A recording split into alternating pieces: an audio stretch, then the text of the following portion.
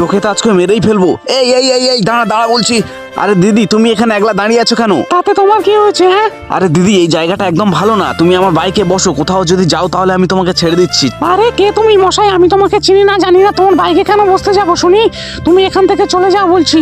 ঠিক আছে, তাহলে সাবধানে থেকো তুমি। আরে যাও যাও, আমাকে বেশি জ্ঞান দিতে হবে না, যাও। আরে এই তো লোকটা চলে গেছে, দেখি এই সুযোগে আমাকে কাজটা করে ফেলতে হবে। এই মেয়ে, ব্যাগটা দে বলছি।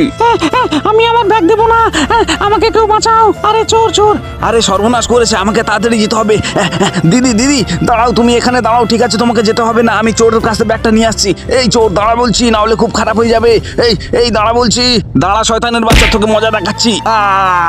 এই ব্যাগটা দিয়ে দে বলছি। না, আমি ব্যাগ দেবো না, ঠিক আছে, তোকে আজকে মেরে কি অবস্থা করি দেখ। ইয়া ইয়া ইয়া এখনো সময় আছে, ব্যাগটা দিয়ে দে বলছি।